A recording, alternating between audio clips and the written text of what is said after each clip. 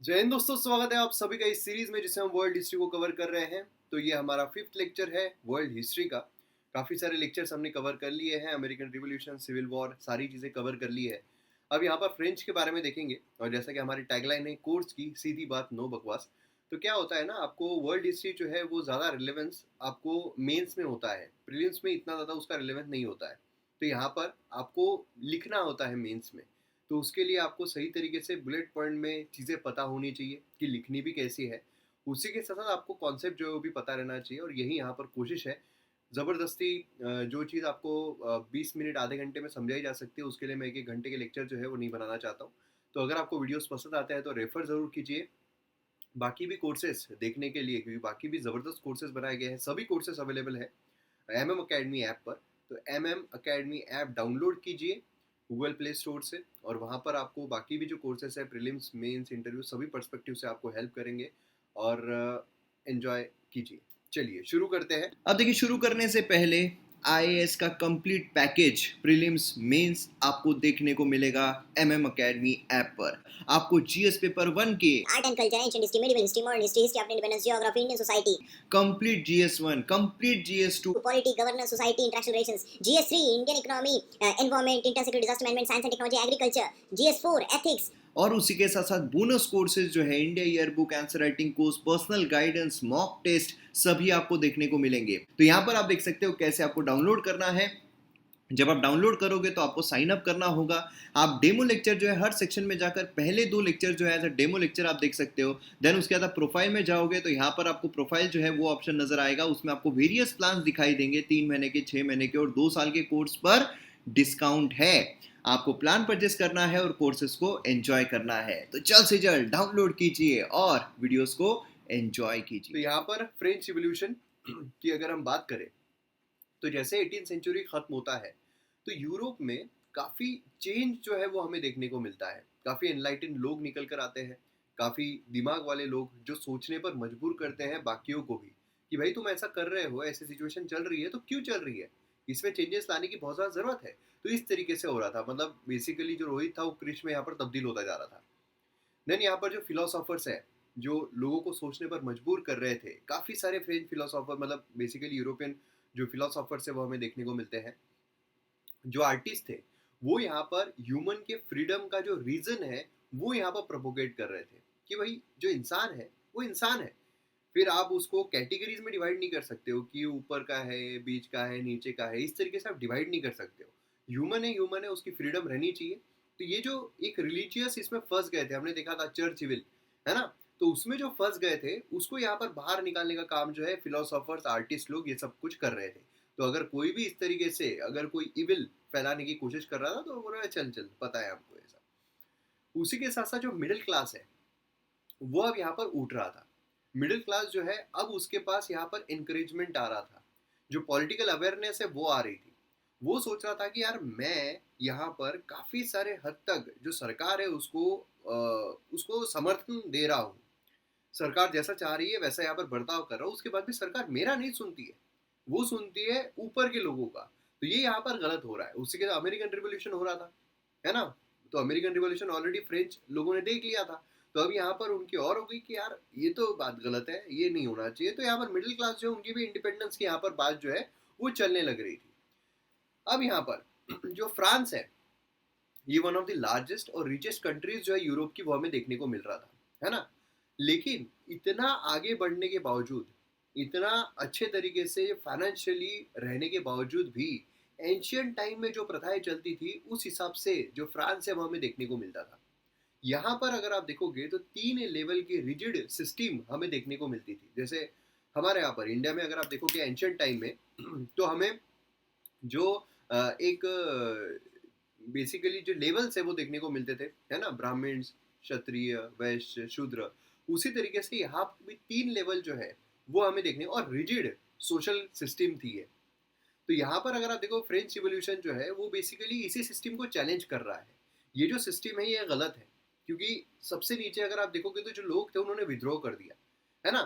तो यहाँ पर जो है वो इस सिस्टम के अगेंस्ट में, उसी के साथ साथ बाकी भी चीज़ें थी। जैसे कि जो फ्रांस है वो काफ़ी फाइनेंशियली काफ़ी क्राइसिस में आ चुका था। तो लोग वैसे ही मतलब जब भी कोई देश फाइनेंशियल क्राइसिस में आता है तो लोग वहां पर विद्रोह जरूर करते हैं। तो उसी तरीके का विद्रोह यहाँ पर भी हमें देखने को मिला। तो अब यहाँ पर अगर हम 18 सेंचुरी में फ्रांस कैसा था ये देखते हैं, मतलब विद्रोह जो है वो होने से पहले फ्रांस कैसा था, किस तरीके की प्रथाएं वहां पर थी और किस तरीके का स्ट्रक्चर वहां पर हमें देखने को मिलता था, किस तरीके के कानून थे, किस तरीके का राजा था, वो अगर हम देखते हैं तो हमें देखने को मिलता है एक ऑटोक्रेटिक नेचर था कि भाई यहाँ पर जैसा हम बोलेंगे वैसा ही चलना पड़ेगा, जैसा राजा बोलेगा वैसे ही दाढ़ी हालेगा, है ना, इस तरीके से यहाँ पर चलता था। एक्स्ट्रावेजेंट रूलर्स मतलब बेसिकली क्या था कि यहाँ पर किसी की सुनना नहीं, किसी के बारे में सोचना नहीं, जो लोग हैं उनके बारे में नहीं सोचना है, जैसा हमको चाहिए वैसे ही हम रहेंगे, जैसा हमको जीना है वैसा हम जिएंगे, और अगर हमको पैसों की जरूरत है तो भाई तुमसे कस के निकालेंगे। देन उसके बाद यहाँ पर हमें प्रिविलेज नोबल्स एंड क्लर्जीज देखने को मिलते थे। जो स्ट्रक्चर आगे हम देखेंगे किस तरीके का स्ट्रक्चर था। तो ऊपर के साइड में अब यहाँ पर कंपेयर करने के लिए, मैं सिर्फ कंपेयर करने के लिए बता रहा हूँ, लिटरली इसको मत लेना, कंपेयर करने के लिए जैसे इंडिया में ब्राह्मण जो है वो हमें देखने को मिलते थे, उसी तरीके से यहाँ पर नोबल्स क्लर्जीज जो है वो उस जमाने की बात कर रहा हूँ, एंशियंट टाइम की। तो यहाँ पर इस तरीके से इनको प्रिविलेज यहाँ पर दिया जाता था, है ना, कि भाई तुमको टैक्सेस पे नहीं करना है, तुमको कुछ भी नहीं करना है, तुमको एंजॉय करना है। और टैक्सेस कौन पे करेगा, तो लैंडलेस पीजेंट जो है वो यहाँ पर टैक्सेस पे करेंगे, है ना, जो मिडिल क्लास है वो यहाँ पर टैक्सेस पे करेंगे, तो उनके बलबूते पर हम यहाँ पर जिंदा रहेंगे। तो ये यहाँ पर चल रहा था, लैंडलेस पीजेंट्स थे, जॉबलेस वर्कर्स थे, काम सब कुछ ये करेंगे, पैसा इनको प्रोवाइड ये करेंगे, और ये क्या करेंगे, ये मजे करेंगे। इस तरीके का स्ट्रक्चर जो यहाँ पर बना हुआ था। तो बेसिकली अगर हम फ्रांस की सोसाइटी देखते हैं, तीन भागों में डिवाइड की गई थी, तीन भागों में, upper level, middle level and lower level. तो अपर लेवल पर अगर आप देखोगे तो अपर लेवल पर हमें जो रोमन कैथोलिक क्लर्जी है वो देखने को मिलते थे, जो क्लर्जीज रहते थे, ठीक है। अब इनको कोई भी टैक्स पे करना नहीं होता था। मतलब आप सोचो, पॉपुलेशन देखा जाए तो बहुत कम, है ना, पैसा देखा जाए तो बहुत ज्यादा, जमीन देखी जाए तो बहुत ज्यादा इनके पास रहती थी, लेकिन टैक्स कुछ भी नहीं देना है। देन सेकेंड लेवल पर हमें देखने को मिलते हैं नोबल्स।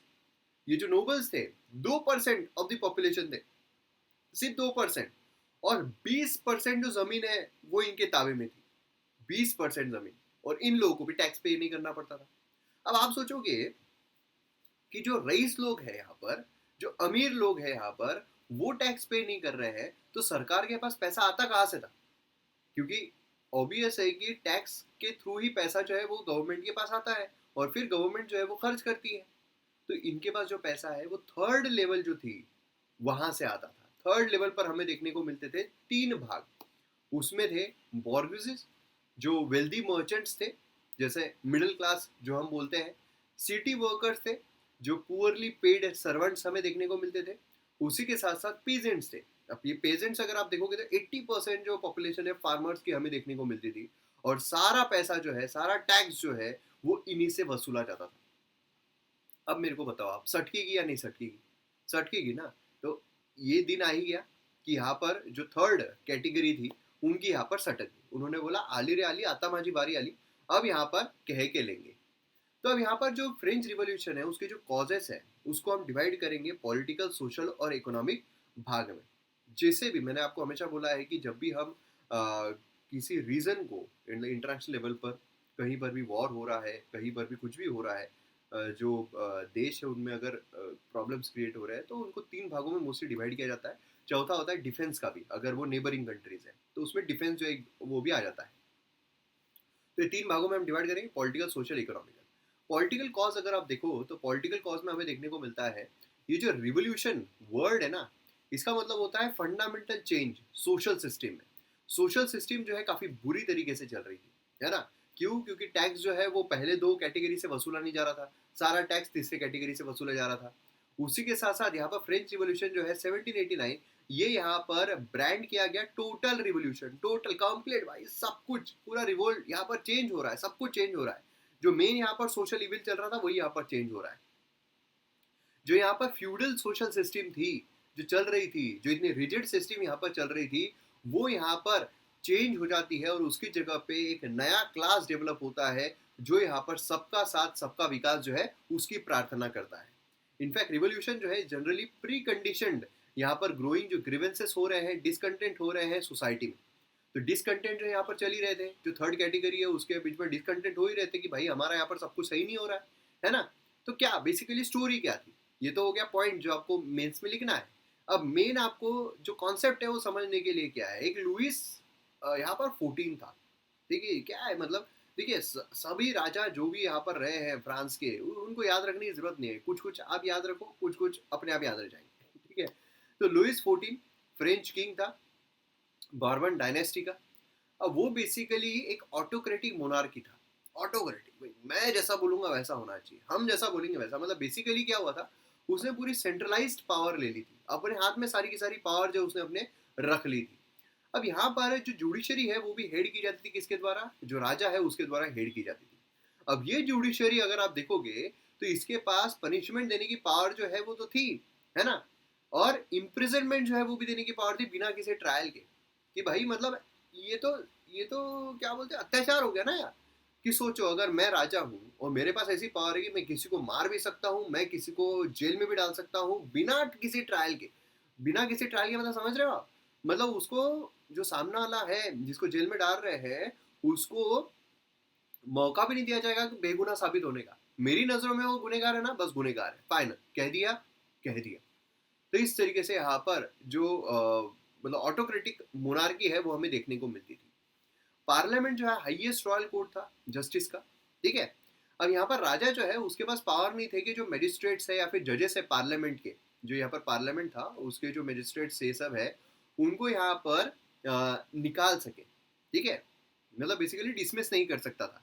लेकिन जो जस्टिस है वो यहाँ पर डिले कर सकता था, है ना, जुडिशियल प्रोसेस है कॉम्प्लेक्सिटी वो सब आ सकती थी, जो लीगल एक्सपेंसेस है, जुडिशियल सिस्टम यहाँ पर काफी करप्ट हो चुकी थी। मतलब बेसिकली आप देखोगे तो एडमिनिस्ट्रेटिव स्ट्रक्चर जो है कम्प्लीटली यहाँ पर करप्ट हो चुका था। और उसी के साथ साथ यहाँ पर लुइस 15 मतलब लुइस 14 आया, लुइस 15 और लुइस 16 जो है इन्होंने, लुइस 14 आए इसने सब कुछ सेंट्रलाइज कर दिया, सब कुछ अपने हाथ में कर दिया, जिससे कि लोग अब त्रासना शुरू हो गए थे। फिर उसके बाद लुइस 15 लुइस 16 इसके बाद के जो राजा है वो लोग आते हैं और ये तो फिर भाई पूरा ही खत्म कर देते, सत्यानाश कर देते हैं, है ना। और यहाँ पर अगर आप देखोगे तो इनका प्राइम ऑब्जेक्टिव क्या था, प्राइम ऑब्जेक्टिव था कि भाई जितना ज्यादा पैसा हो सके हम बटोर ले, जितने ज्यादा अमीर हो सकते हैं हम अमीर हो जाए और फिर भाड़ में जाए जनता, हमारा काम बनता, उस तरीके का था। अब यहाँ पर विद्रोह जो है वो तो होना ही है, तो राजा की यहाँ पर फटने लग गई। राजा बोलने लगा यार ये तो गड़बड़ हो गई, गड़बड़ हो गई, लोग अब विद्रोह करना शुरू कर रहे हैं, तो क्या करें। तो ऊपर के जो दो कैटेगरीज थी, हमने ट्रायंगल बनाया था ना, तो ऊपर जो दो ट्रायंगल थे, दो कैटेगरीज थी, अब ये अपने हाथ में सत्ता जो है वो लेने की कोशिश करने लगे कि भाई राजा जो है उसको हम जैसा बोलेंगे वैसा वो करेगा, ठीक है, अब जैसा हम बोलेंगे वैसा यहाँ पर होता रहेगा। दूसरा यहाँ पर सोशल कॉज होने लगा। सोशल कॉज में फ्रेंच सोसाइटी जो, अब ये जो मैं आपको लिख कर दे रहा हूँ ये आपको मेंस में लिखना है, ठीक है, तो मतलब सब कुछ आपको यहाँ पर जबरदस्त तरीके से मिल रहा है। फ्रेंच सोसाइटी जो है डिवाइडेड थी 3 स्टेट्स में, जैसा हमने देखा था। टॉप 2 जो है वो प्रिविलेज्ड वन थे और उनको कोई भी टैक्स जो है पे नहीं करना पड़ता था, है ना।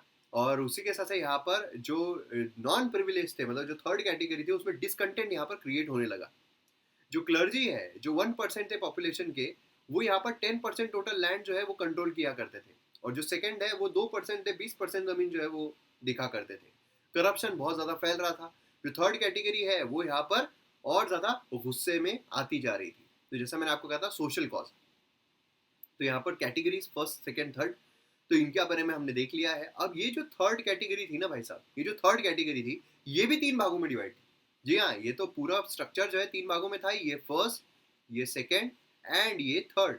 ये जो थर्ड है ये भी 3 भागों में डिवाइड था, है ना, 3 भाग हमने देखे थे। तो ये 3 भाग कौन से थे, ये 3 भाग जो है बेसिकली अपर लेवल, जहां पर हमें अब मिडिल क्लास जो है वो हमें देखने को मिले, मिडिल क्लास मतलब जो रिच वेल्दी मर्चेंट्स थे वो देखने को मिलते थे।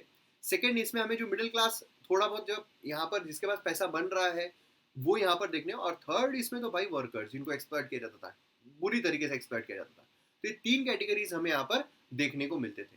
तो जो फर्स्ट कैटेगरी है, ठीक है, या फिर मिडिल क्लास है, ऑल्दो ये माइनॉरिटी में थे, ठीक है, यहाँ पर ये जो स्ट्रक्चर आप देखोगे तो ज्यादातर ये थे, 80% समझ लो ये लोग ही थे, ठीक है। बाकी बचे हुए जो है वो ये दो हमें देखने को मिलते थे, लेकिन फिर भी उनका इन्फ्लुएंस जो है फाइनेंशियल पावर में काफी ज्यादा था, क्योंकि पैसा था ना भाई, पैसा है तो पावर है।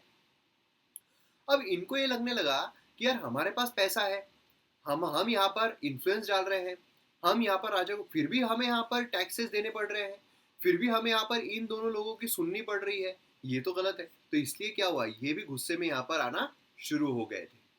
देन आया इकोनॉमिक कॉज। इकोनॉमिक कॉज अगर आप देखो मेन मतलब इकोनॉमिक क्राइसिस जो है फ्रांस में काफ़ी ज़्यादा बढ़ चुकी थी। टैक्सेशन जो है ना, उसमें डिस्पैरिटी हो रही थी कि भाई पहले 2 कैटेगरीज को टैक्स नहीं देना है, थर्ड कैटेगरी को ही टैक्स देना है। स्ट्रक्चरल इकोनॉमिक क्राइसिस यहाँ पर आ रहे थे क्योंकि बेसिकली हुआ क्या, फ्रांस जो है उसने अमेरिका की मदद कर दी थी अमेरिकन रिवॉल्यूशन में, याद कीजिए। उसकी वजह से क्या हुआ, जो फ्रांस है उसके पैसों में लड़खड़ाहट हो गई, है ना। फ्रांस में जो इकोनॉमी है वो यहाँ पर काफ़ी बुरी तरीके से, क्योंकि फार्मर्स को एक्सप्लॉइट किया जा रहा है सब कुछ, तो बहुत बुरी तरीके से हो रही थी। टैक्स सही तरीके से इम्पोज नहीं किया जा रहा था, है ना। तो ये प्रॉब्लम जो है यहाँ पर आना शुरू हो गए थे, और जो पहले 2 कैटेगरी के लोग हैं वो चाहते नहीं थे कि उन पर टैक्स का बर्डन आए। तो इस तरीके से चीज़ें हमें देखने को मिल रही थी।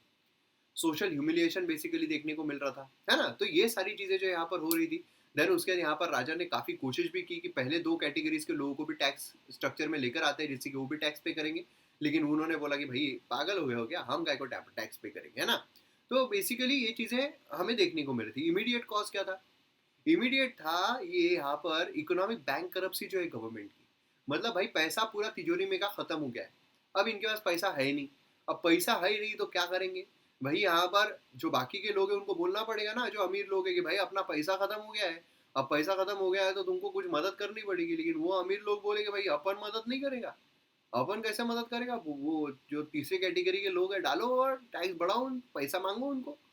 ये यहाँ पर आना शुरू हो गया था। तो ये चीज़ें सुनने में नहीं आई। जो थर्ड कैटेगरी के लोग हैं वो काफ़ी कोशिश किए कि भाई सभी को इक्वलिटी लेकर आओ, इक्वल स्ट्रक्चर लेकर आओ, ये नहीं हो पाया, इसकी वजह से विद्रोह हो गया, और इमीडिएट कॉज के तहत यहाँ पर हमें रिवोल्यूशन जो है वो देखने को मिलता है। तो बेसिकली अब यहाँ पर इवेंट देख लिया, वो लिखना क्या है वो आपको वहाँ पर समझ में आ गया, मेंस में लिखना क्या है वो पॉइंट्स लिखने हैं। अब यहाँ पर इवेंट्स किस तरीके से हुए, आता है मई 1789, ठीक है, मई 1789। यहाँ पर लुईस 16 जो है वो यहाँ पर असेंबली को साथ में बुलाता है, असेंबली को बोलता है कि भाई आजा, यहाँ पर हम कुछ वार्तालाप करेंगे, कुछ चर्चाएं करेंगे। किस बारे में चर्चा करनी थी, चर्चा करनी थी कि भाई यहाँ पर नए टैक्सेस जो है वो प्रपोज कर रहे थे, न्यू टैक्सेस यहाँ पर लाने थे, जिससे कि जो आर्थिक जो प्रॉब्लम चल रहे हैं उनको यहाँ पर सही तरीके से ट्रैक पर लाया जा सके। अब यहाँ पर तीनों जो मतलब बेसिकली जो ट्रायंगल है, तो तीनों को यहाँ पर बुलाया गया, तीनों भागों के लोगों को यहाँ पर बुलाया गया।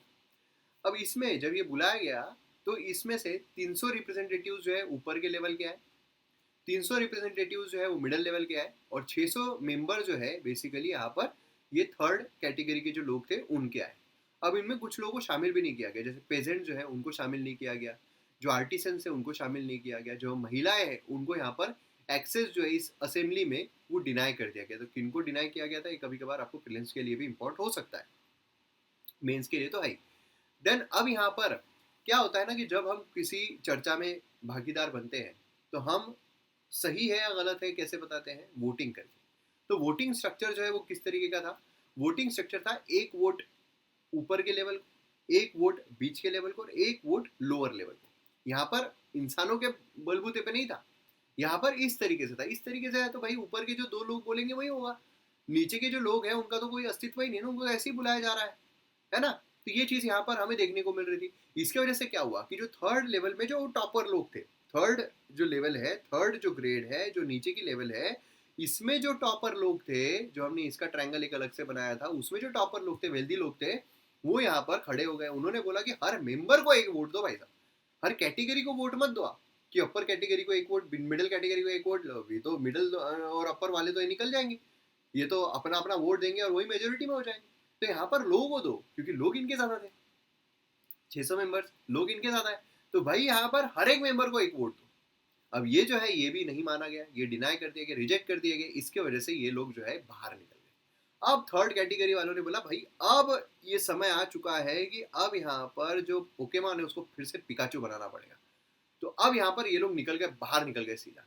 और जो रिप्रेजेंटेटिव है थर्ड स्टेट के, जो रिप्रेजेंटेटिव थे थर्ड स्टेट के, है ना, मतलब जो थर्ड वाला कैटेगरी था, वो यहाँ पर अपने आप को यहाँ पर पूरे फ्रेंच नेशन के, अब यहाँ पर सिर्फ थर्ड कैटेगरी, अब उन्होंने कैटेगरी तोड़ दी, अब वो पूरे फ्रेंच नेशन के स्पोक पर्सन बन गए कि भाई हम हैं यहाँ पर। और वो एक टेनिस कोर्ट जो है वहां पर जमा हुए और उन्होंने अपने आप को नेशनल असेंबली घोषित कर दिया कि भाई हम जो नेशनल असेंबली में गए थे ना वो तो ऐसी ही है, वो तो फालतू है, ये मेन है और उसके पूरे राजा हम हैं, है ना, ये गांव मेरा है और मैं इस गांव का बाजीराव सिंह हूँ, इस तरीके से। तो ये पूरा जो फ्रांस है ये हमारा है और हम इस फ्रांस के बाजीराव सिंह, इस तरीके से यहाँ पर होने लगी और उन्होंने डिसाइड कर लिया कि भाई अब यहाँ पर हम हमारी कॉन्स्टिट्यूशन जो है बनाएंगे। भाड़ में गया राजा, भाड़ में गई फर्स्ट एंड सेकेंड स्टेट। तो नेशनल असेंबली जो है बिजी थी वर्साइलीज में, कॉन्स्टिट्यूशन यहाँ पर बना रही, है ना, इनकी जो अब ये यहाँ पर मिले थे इनकी अब कॉन्स्टिट्यूशन बनाने में लग गई। और रेस्ट ऑफ द फ्रांस में क्या हुआ, टर्मोइल हो गया। रेस्ट ऑफ द फ्रांस जो बचा हुआ फ्रांस है, क्योंकि ये थर्ड स्टेट वाले लोग तो चले गए कॉन्स्टिट्यूशन बनाने के लिए, कहाँ चले गए, वर्साइलीज में चले गए। और ये बाकी के जो लोग थे फ्रांस में, अब वहाँ पर टर्मोइल हो गया, वहाँ पर गड़बड़ी हो गई, है ना। तो यहाँ पर बेसिकली बैड हार्वेस्ट होने लगा था, मतलब खराब फसलें होने लगी थी। उसी के साथ साथ यहाँ पर जो कीमतें हैं काफ़ी ज़्यादा बढ़ गई थी। तो बाकी जो लोग बचे हुए थे फ्रांस में वो भी अब उधम मचाने लगे, वो भी अब गुस्से में आ गए। जो महिलाएं हैं वो भी गुस्से में आ गई, जो शॉप्स है उनको आग लगा दिया गया, क्राउड जो है वो मतलब सब कुछ खत्म नष्ट होने लगा था, ठीक है। और उसी के साथ साथ यहाँ पर जो बेसिकली अगर आप देखोगे तो काफ़ी एक अफवाह भी फैलने लगी। अफवाह फैलने लगी कि थर्ड कैटेगरी के जो लोग हैं, मतलब जो अपर दो कैटेगरी के लोग थे, उनमें अफवाह फैलने लगी कि यहाँ पर ये जो अब तीसरे कैटेगरी के लोग हैं ये अब हो गए पागल और अब ये सब कुछ लूटपाट जो है वो कर रहे हैं, है ना। तो इसलिए क्या हुआ, जो नोबल्स थे अब वो भागने लगे फ्रांस से बाहर।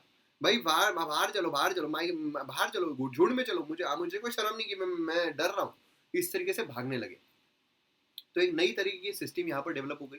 किस तरीके की थी, कौन यहाँ पर वोट कर सकता था, कौन नहीं कर सकता, ये जानना कोई इम्पोर्टेंट नहीं है। यहाँ पर बस ये है कि भाई ये जो एक्टिव सिटीजन्स है ना, ये एक्टिव सिटीजन ये यहाँ पर बेसिकली वोट करेंगे और वोट करके यहाँ पर सब कुछ बनाएंगे। राजा जो है उसके पास एक वीटो रहेगा, बाकी नेशनल असेंबली जो उसमें कुछ मेंबर्स रहेंगे जो इन लोगों में से ही आएंगे, ठीक है। ये इलेक्टर्स रहेंगे बेसिकली, ये जो है ये एक्टिव सिटीजन जो नागरिक है, नागरिक इलेक्टर यहाँ पर निकाल कर देंगे और इलेक्टर जो है नेशनल असेंबली में लोगों को चुन कर लेंगे। जैसे अमेरिका में थोड़ा बहुत आप समझने के लिए कर सकते हो कि उस तरीके का यहाँ पर है। देन उसके बाद यहाँ पर जो है यहाँ पर ये जो नेशनल असेंबली कंट्रोल करेगी किंग को। तो बेसिकली किंग जो है अब वो वैसा नहीं रहेगा, ऑटोक्रेटिक मोनार्की। तो फ्रांस जो है कॉन्स्टिट्यूशन मोनार्की बन गया 1791 में, जिसने पावर जो है different institution, legislature, executive, judiciary इनमें ट्रांसफर कर दिए थे। नेशनल असेंबली इनडायरेक्टली इलेक्टेड थी। इनडायरेक्टली क्यों, क्योंकि जो लोग हैं वो इलेक्टर्स को चुनते थे एंड इलेक्टर जो है वो फिर यहाँ पर नेशनल असेंबली को चुनते थे। वोटिंग राइट अगर आप देखोगे तो सभी सिटीजन्स को राइट मिले थे क्या, जी नहीं। जो 25 ईयर्स के ऊपर है ना, who paid taxes equal to at least 3 days labours के वेजेस का, उनको यहाँ पर एक्टिव सिटीजन्स का टैग दिया गया था और वो यहाँ पर वोट कर सकते थे। तो कौन वोट कर सकते थे, सिर्फ 25 साल के ऊपर के नहीं, प्लस वो टैक्सेस भी पे करना चाहिए थे। रिमेनिंग जो है, जो महिलाएं हैं, मेन है, उनको पैसिव सिटीजन्स की तरह दिखा गया कि भाई अभी वो डोरमेंट है, वैन में एक्टिव हो सकते हैं। कॉन्स्टिट्यूशन यहाँ पर right of man and citizens यहाँ पर आने लगी, है ना। तो इस तरीके से यहाँ पर चीज़ें हमें देखने को लगी। अब उसी बीच क्या हुआ कि भाई यहाँ पर फ्रेंच एम्पायर जो है, वो राजा जो है उसने यहाँ पर जो प्रूशिया है उससे भी हेल्प मांग ली और फिर उसके बाद जो लोग थे यहाँ पर फ्रांस में, उन्होंने प्रूशिया पर भी अटैक कर दिया उन्होंने उस पर भी यहाँ पर अटैक कर दिया। तो बेसिकली क्या था, तो इकोनॉमिक डिफिकल्टीज, पॉलिटिकल, ये सब तो चल रहा था, है ना। तो जैकोबिन्स जो थे, जैकोबिन्स, ये यहाँ पर जैकोबिन्स इम्पॉर्टेंट पॉइंट बन जाते हैं बेसिकली गवर्नमेंट पॉलिसीज ये सब डिस्कस करने के लिए। और यहाँ पर बेसिकली क्या होता है, जैकोबिन जो है ये किंग जो है, राजा जो है, उसके पीछे यहाँ पर पड़ जाते हैं। असेंबली जो है वो यहाँ पर रॉयल फैमिली जो है उनको यहाँ पर बेसिकली इम्प्रिजन करने के लिए वोट कर देती है। एंड देन उसके बाद यहाँ पर होता है कि 21 ईयर्स एंड अबव जो भी रहेंगे, regardless of wealth, right to vote उनको मिल जाता है। मतलब जैसे इंडिया में अभी 21 साल की उम्र, 18 साल की है, पहले 21 साल थी, तो 21 साल के ऊपर जो भी उनको वोटिंग का अधिकार मिल गया था, है ना। और जो न्यूली इलेक्टेड असेंबली, उसको कन्वेंशन कहा जाता था। 1792 में जो मोनार्की है उसको ख़त्म कर दिया गया और फ्रांस को रिपब्लिक करके डिक्लेयर कर दिया गया। तो इंडिया का थोड़ा आप यहाँ पर ये ले सकते हो। तो इस तरीके से यहाँ पर हुआ। और जो लुईस 16 था उसको यहाँ पर पब्लिकली ट्रीजन जो है, चार्ज, मतलब बेसिकली देशद्रोही के नाम पर इसको, क्योंकि उसने कोशिश की थी कि दूसरे का साथ लेकर देश में जो चल रहा है उसको खराब करने की, तो इसलिए उसको देशद्रोह के करार में फिर खत्म कर दिया गया। तो इस तरीके से चीज़ें जो है वो हमें देखने को मिली। अब इसके इम्पैक्ट क्या हुआ है फ्रेंच रिवॉल्यूशन के, फ्रेंच रिवॉल्यूशन के काफ़ी इंपॉर्टेंट इम्पैक्ट हुए, सिर्फ फ्रांस पर ही नहीं तो पूरी दुनिया पर। बेसिकली मोनार्की जो है एबॉलिश कर दी गई, रिपब्लिक जो है वो उसकी जगह पे आ गई। तो काफ़ी सारे देश जो है इस राह पर चलने लगे। पॉलिटिकल सोवर्निटी जो है वो इंट्रोड्यूस की गई कि भाई अब राजा जैसा बोलेगा वैसा नहीं होगा, अब यहाँ पर जो पॉलिटिकल है, जो लोग है, जैसा लोग बोलेंगे, डेमोक्रेसी जो है वो यहाँ पर चलेगी, है ना। देन उसके बाद यहाँ पर जो फ्यूडलिज्म है, स्लेवरी है, यूएसए में बैन कर दी गई थी 1865 में, ये एबॉलिश कर दी गई। और यहाँ पर जो चर्च है उसका भी जो रोल है, जो इविल्स हो रहे थे उसको ख़त्म कर दिया गया। प्रिविलेज क्लास जो है फर्स्ट एंड सेकंड वो एबॉलिश कर दिए गए कि भाई सब यहाँ पर इक्वल है, इसलिए इक्वालिटी फ्रेटर्निटी है ना, ये फ्रेंच रिवॉल्यूशन से निकल कर आते हैं। फ्रेंच रिवॉल्यूशन जो है नए इकोनॉमिक सिस्टम को लेकर आती है ऑफ कैपिटलिज्म एज अगेंस्ट जो फ्यूडलिज्म था, कि भाई लोग जो जिस तरीके से काम करेंगे उस तरीके से अमीर बनेंगे। यहाँ पर ऐसा नहीं चलेगा कि तुम टैक्स पे नहीं कर सकते, तुम टैक्स पे नहीं कर सकते, सबको पे करना पड़ेगा जो कमा रहा है। देन उसके बाद कॉलोनियलिज्म जो है उसके अगेंस्ट में यहाँ पर चीज़ें जो है वो होने लगी, है ना। लिमिटेड सफरेज था, स्पेशली विमेन जो है उनको एक्सक्लूड कर दिया गया। स्लेवरी जो है वो नेपोलियन के द्वारा फिर से, नेपोलियन हम नेक्स्ट इसमें देखेंगे, फिर से उसने रीइंट्रोड्यूस किया था। कुछ यहाँ पर प्रॉब्लम्स हुए, लेकिन बेसिकली इम्पैक्ट जो ओवरऑल इम्पैक्ट जो है फ्रेंच रिवोल्यूशन का काफ़ी अच्छा रहा। अब इसके कॉन्स क्या रहे? पोस्ट रिवोल्यूशन यहाँ पर जो ग्रीवेंसेस चल रहे थे वर्कर्स के बीच में, उसको मतलब बेसिकली लड़ाई किसके लिए हुई? थर्ड क्लास के लिए, जो थर्ड स्टेट थी। अब थर्ड स्टेट में जो सबसे खराब जिनकी हालत थी उनके ऊपर उनको अच्छा करने के लिए यहाँ पर काफ़ी चीज़ें जो है वो नहीं की गई, है ना। देन उसके यहाँ पर जो रिवोल्यूशन है उसने डेमोक्रेटिक रूल और जो राइन ऑफ टेरर है जैकोबियंस का यहाँ पर शुरू हो गया था, जैकोबियंस का, ठीक है। तो यहाँ पर ये भी इतना कुछ चला। नेपोलियन जो है वो यहाँ पर आ गया। नेपोलियन आने की वजह से उसका था ही भाई कि पूरा दुनिया जो है वो कब्जा करनी है। तो ये सारी चीज़ें यहाँ पर हमें कॉन्स के रूप में देखने को मिलती है। तो हमें उम्मीद करता है आपको फ्रेंच रिवोल्यूशन काफ़ी अच्छे समझ में आ गया होगा। और इसी तरीके से अगर आप पढ़ाई करोगे तो इसे स्मार्ट वर्क कहेंगे। और बाकी एम अकेडमी डाउनलोड करो, बाकी वीडियोस को एंजॉय करो। बाकी टेलीग्राम और इंस्टाग्राम पर आपकी कोई भी क्वेरीज है तो आप मैसेज कर सकते हो। मयूर मोगरे सर्च करना है, फॉलो करना है। मिलते हैं अगले वीडियो में। जय।